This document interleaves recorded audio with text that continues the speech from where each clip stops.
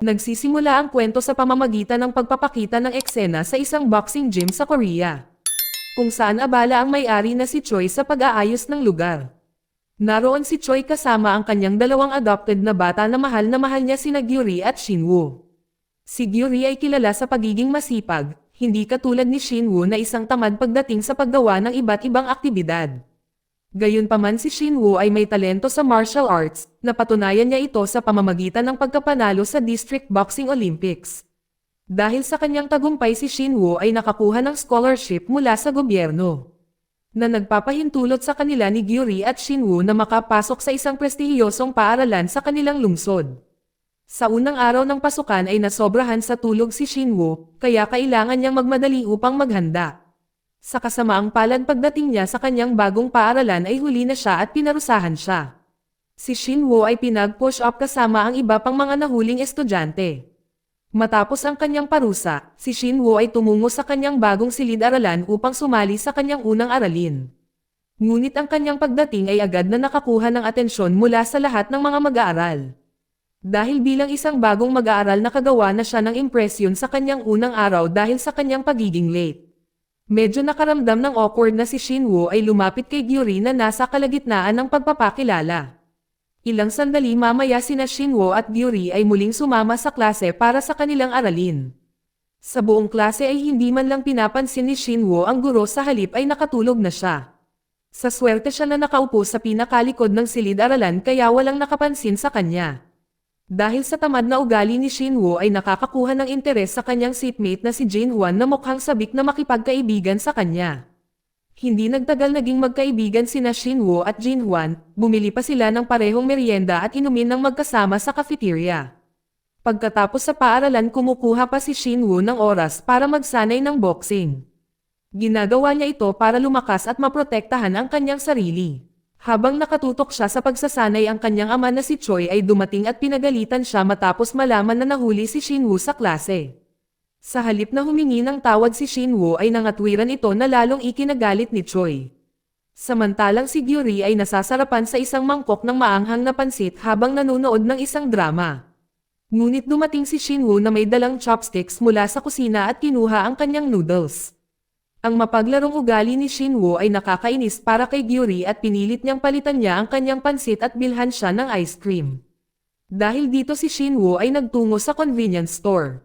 Kinuha pa niya ang kanyang ipon upang bumili ng pagkain para kay Gyuri. Habang siya ay umalis sa tindahan, napansin niya ang isang nerdy na estudyante na binubuli ng ilang manggugulo mula sa kanilang paaralan. Ang nerdy na estudyante ay itinulak at aksidenteng nabangga si Shinwoo na naging sanhi ng pagkalaglag ng noodles at ice cream ni Shinwoo. Na hindi nasiyahan dito, si Shinwoo ay hinarap ang mga manggugulo at sinabihan sila na bayaran siya para sa natapon na pagkain. Sa halip na humingi ng tawad ang mga bully ay tinawanan lang si Shinwoo dahil sa mapangahas niyang salita. Ang isa sa mga bully ay si Yongjung na kinutya pa si Shinwoo sa kanyang hindi cool na hitsura. Nagalit sa pang-iinsulto ni Shinwoo, nagbigay ng isang malakas na suntok na nagpatambal kay Yongjung sa isang hit lang. Hindi nila alam na ilang babae mula sa paaralan ni Shinwoo ang nag-record sa buong eksena. Ang nerd na estudyante ay humanga sa katapangan ni Shinwoo. Dahil ito ang unang pagkakataon na may tumayo laban kay Yongjung na palaging nang-aapi sa mahihinang estudyante. Ang nerdy na estudyante pagkatapos ay nag-aalok ng pera kay Shinwoo bilang pasasalamat sa pagligtas sa kanya. Nang malapit na itong kunin ni Shinwoo ay napansin niyang lahat ng mga babae ay nagre-record sa kanya. Naayaw niyang pag-isipan siya na parang ginagawa niya ito para sa pera, kaya nagpa siya si Shinwoo na tanggihan ang alok kahit na magagamit niya talaga ang pera. Pag-uwi ni Shinwoo ay inabot niya kay Gyuri ang kanyang pansit at ice cream. Ngunit lahat ito ay durog at sira na nang makita ang kanyang nasirang pagkain. Si Gyuri ay nagalit muli at pumasok sa kanyang silid. Kinaumagahan, si Shinwoo ay nahuli muli sa kanyang klase, kaya naman kailangan niya mag-push up bilang parusa. Pagkatapos niyang maglakad sa pasilyo ng paaralan, nalilito siya nang mapansin niya ang ibang mga estudyante na nakatingin sa kanya. Na may kaina-hinala pumasok si Shinwoo sa kanyang silid-aralan at nakita niya ang kanyang mga kaklase na nakatingin sa kanya ng may paghanga. Dahil dito tinanong ni Shinwoo si Jinhwan kung ano ang nangyayari. Ipinaliwanag ni Jinhwan sa pamamagitan ng pagpapakita ng isang video na pinabagsak ni Shinwoo si Yeonjung. Dahil sa video na iyon ang mga estudyante ngayon ay humanga sa katapangan ni Shinwoo sa pagharap kay Yeonjung at sa kanyang mga barkadang mga bully. Nakikita ng ibang mag-aaral na si Shinwoo ay isang bayani. Kasabay nito ang pinuno ng gang ni Yeonjung na si Lee ay galit matapos mapanood ang video na binugbog ang kanyang miyembro ng gang. Si Lee ay lalong nagalit nang malaman niyang nag-viral ang video na sumisira sa reputasyon ng kanyang gang.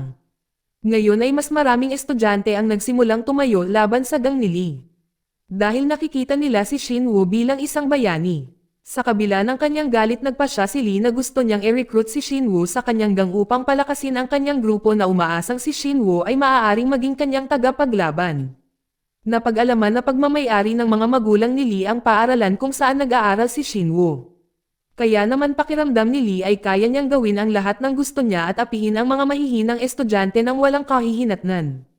Pagkatapos ng klase gaya ng dati, si Shinwoo ay nagsasanay sa boxing gym ni Choi.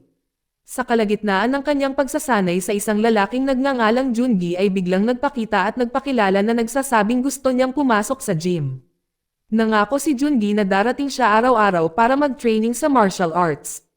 Kinabukasan, nagmamadaling pumasok ulit si Shinwoo sa paaralan dahil nasobrahan na naman siya sa tulog. Sa klase nakatulog siya at binabaliwala ang mga aralin. Hanggang sa dumating ang mga miyembro ng gang ni Lee upang abalahin siya. Nang mapansin ito ni Gyuri hinarap niya ito at sinabihan ang gang ni Lee na iwan si Shinwoo mag-isa.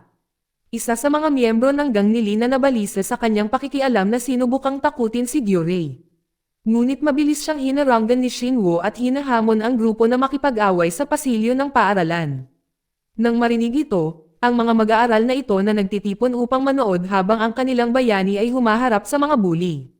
Gaya ng inaasahan ay madaling natalo ni Shinwoo ang mga miyembro ng gang ni Lee. Hindi alam ni Shinwoo na ang laban na ito ay nakakuha ng atensyon sa Student Council President na si Ji-sung na naging interesadong makipag-usap sa kanya. Pagkatapos ng laban na tinawagan ni Ji-sung si Shinwoo para magkita sila sa Student Council Room. Sa kanilang pag-uusap nagpahayag si Ji-sung ng paghanga sa katapangan ni Shinwoo at sa pagharap sa gang ni Lee. Sinabi niya na bihira lang siya na makakita ng taong may lakas ng loob na pabagsakin ang mga bullies sa paaralan. Doon ibinahagi ni Ji-sung na naghihintay siya ng isang bayani tulad ni Shinwoo. Dahil wala sa mga guro para hamanin sila na anak ng may-ari ng paaralan. Nang marinig ang kanyang papuri si Shinwoo ay nataranta at nahulog kay Ji-sung. Sinabi ni Shinwoo na siya ay tumayo sa gang ni Lee upang wakasan ang pambubuli sa paaralan. Pagkatapos iwan ang Student Council Room, si Shinwoo ay nilapitan ni Lee na kanina pa naghihintay sa kanya. Si Lee ay wala doon para sa paghihiganti at sa halip ay gusto niyang imbitahan si Shinwoo na sumali sa kanyang gang. Sinubukan pa niyang akitin si Shinwoo sa pamamagitan ng pag-aalok sa kanya ng ilang pera kung tatanggapin niya. Gayunpaman tinanggihan siya ni Shinwoo dahil ayaw niyang sumali sa grupo ng mga bully para lang sa pera. Pagkatapos ng klase pumunta si Shinwoo sa isang tindahan para bilhan si Gyuri ng kanyang pangarap na helmet. Nang ibigay niya ito sa kanya, si Gyuri ay tuwang-tuwa. Nasasabik siyang mag-grocery para magluto ng espesyal na pagkain para kay Shinwoo bilang pasasalamat. Kasabay nito dumiretso si Shinwoo sa supermarket para bumili ng inumin. Sa kasamaang palad nang makarating siya sa cashier ay napagtanto niya na wala siyang sapat na pera. Pagkatapos ay nagpakita si Ji-sung at binayaran ang kanyang inumin. Bilang kapalit, sinabi niya kay Shinwoo na kailangan niyang makipag-date sa kanya para mas makilala nila ang isa't isa. Dahil may crush si Shinwoo kay Ji-sung masaya siyang sumang-ayon sa alok niya. Noong gabing iyon ay abala si Gyuri sa pagluluto ng masarap na pagkain para kay Shinwoo. Ngunit hindi na siya umuwi kaya nadismaya si Gyuri at nagsimulang magalit sa kanya. Kinabukasan sa paaralan na balitaan ni Lee mula sa kanyang mga miyembro ng gang na ang kanilang reputasyon ay naging hindi maganda simula nang dumating si Shinwoo. Dahil sa galit si Lee ay tinapon ang telepono. Habang si Shinwoo naman ay nagseselos. Nang makita niya si Ji-sung na nakikipag-usap kay Jungi. Nagtataka sa kanilang closeness si Shinwoo ay nag-iipon ng lakas ng loob na tanungin si Jungi tungkol sa relasyon nila ni Ji-sung habang sila ay nagsasanay sa gym. Ipinaliwanag ni Jungi na si Ji-sung ay ang kanyang nakababatang kapatid na babae. Nang marinig ito si Shinwoo gumaan ang pakiramdam dahil sa tingin niya ngayon ay may pagkakataon siyang maging kasintahan ni Ji-sung. Mamaya ay lumapit si Choi kay Shinwoo at Jungi. Pinuri ni Choi ang kakayahan ni Jungi sa martial arts na sinasabing mas magaling pa siya kay Shinwoo. Kaya't naiinis si Shinwoo dahil pinupuri ng kanyang ama ang ibang tao. Na determinadong makuha ang papuri ni Choi, nagpa siya si Shinwoo na magsanay ng mas mabuti. Kinabukasan sa paaralan bumalik na sa pambubuli ang gang ni Lee sa mga mahihinang estudyante na sinusubukang kunin ang kanilang pera. Sa kabutihang palad, ang miyembro ng student council ay pumasok at sinabihan sila. Si Ji-sung na inis sa kanilang mga aksyon ay nagbabala kay Lee na huminto sa pambubuli. Sinabi niya sa kanya na kung hindi siya titigil ay magsusumbong siya kay Shinwoo. Nang marinig ang banta ni Ji-sung nagalit si Lee at gusto siyang saktan. Ngunit pinigilan niya ang kanyang sarili sa halip ay sinabi niya na maya-maya ay sasali si Shinwoo sa kanyang gang. Samantala si Shinwoo na natutulog sa klase ay nilapitan ng isang malaking senior na lalaki mula sa ikatlong baitang. Hinahamon ng estudyanteng ito si Shinwoo sa isang laban na naging dahilan ng pagkabigo ni Shinwoo para matambo siya. Sa laban na ito na namangha muli sa ibang mga estudyante nang makita nila ang kakayahan ni Shinwoo sa pagkatalo sa isang senior. Gayunpaman hindi sinasang-ayunan ng mga guro ang ginawa ni Shinwoo.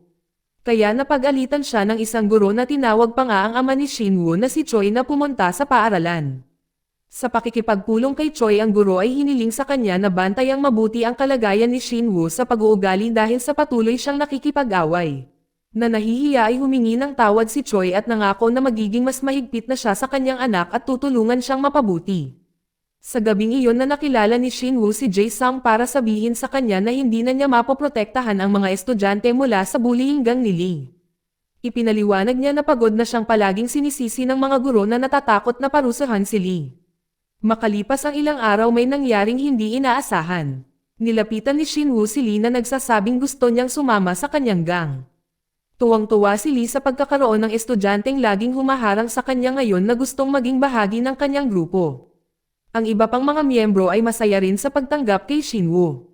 Maliban kay Yeonjung na nagtatanim pa rin ng sama ng loob sa kanya.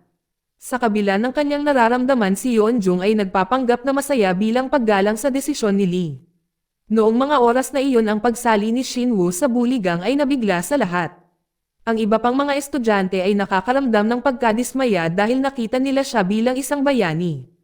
Ngayon ay nagsimula na silang iwasan si Shinwoo. Sa oras ng break inimbitahan ng gang ni Lee si Shinwoo para tulungan silang i-bully ang mahihinang estudyante para sa pera. Habang ang gang ay abala sa pangingikil sa mga estudyante, lihim na inire-record ni Shinwoo ang kanilang mga aksyon. Pagkatapos ng klase nang hindi niya alam ni Lee, sinama ni Yeonjung ang lahat ng miyembro ng gang niya para makaganti kay Shinwoo. Plano nilang atakihin siya sa pag-aakalang nasa training siya ng boxing gym. Ngunit pagdating nila ay hindi nila nahanap si Shinwoo at sa halip ay nakita nila si Jungi na nagsasanay.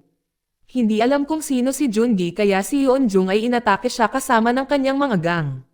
Dahil siya lang mag-isa sa huli ay nabugbog siya. Sa gitna ng laban dumating si Gyuri at laking gulat niya nang makitang sinira ng gang ang gym ng kanyang ama. Mabilis na inilabas niya ang kanyang telepono para tumawag ng pulis. Ngunit bago pa niya magawa ito ay nataman siya ni Yeonjung mula sa likod at nawalan siya ng malay. Ang mga miyembro ng gang ni Yeonjung ay nataranta at pinagalitan siya dahil sa pagpapahimatay kay Gyuri. Dahil sa ayaw mahuli ay mabilis silang umalis sa gym. Si Jungi pagkatapos ay tinawagan si Shinwoo upang papuntahin kaagad sa gym. Nang dumating si Shinwoo galit na galit siya sa mga aksyon ni Yeonjung. Nang hindi nag-iisip dumiretso siya sa hideout ni Lee handang mag-higanti kay Yeonjung. Pagdating ni Shinwoo ay hindi siya nag-aksaya ng oras at kinalaban niya ang gang ni Lee. Mabangis niya na ibinagsak sila ng isa-isa. Hindi nagtagal bago niya natalo si Yeonjung. Pagkatapos ay nagpakita si Lee upang harapin si Shinwoo na galit. Dahil ang kanyang mga miyembro ng gang ay binugbog. Noong una madaling naiwasan ni Lee ang mga pag-atake ni Shinwoo. Dahil hindi alam ng karamihan na si Lee ay isang MMA fighter na nagwagi ng maraming kampyonato kabilang ang isang Olympic title. Sa matinding laban na ito si Shinwoo ay nagsimulang magpumiglas at muntik ng matalo. Ngunit sa pagbubuo ng kanyang galit ay nakahanap siya ng lakas upang magpatuloy. Dahil sa lakas ng pagsuntok ni Shinwoo ang isa sa mga ngipin ni Lee ay nasira. Sa huling suntok na ito si Shinwoo ay nanalo sa laban. Sa lalong madaling panahon pagkarating ni Ji-sung at binigay ni Shinwoo sa kanya ang isang telepono na puno ng mga recording ng gang ni Lee na gumawa ng iba't ibang krimen. Hiniling niya kay Ji-sung na iulat ang mga aksyon ng gang sa paaralan para matapos na ang pambubuli ng mga ito. Pagkalipas ng ilang araw, ang paaralan ni Shinwo ay naging isang mapayapang lugar para sa lahat ng mga mag-aaral. Salamat sa mga pagsisikap ni Shinwo, ang pananakot at pagbabanto mula sa gang ni Lee ay natapos. Ang mga mag-aaral ay ipinagmamalaki ang kagitingan ni Shinwo at tinawag siyang bayani. Si Shinwo na masayang ginagawa ang kanyang mga araw sa pag-aaral na tinatamasa ang kapayapaan kasama ang kanyang mga kaibigan. Dito nagtatapos ang kwento. Salamat sa panonood, kaibigan.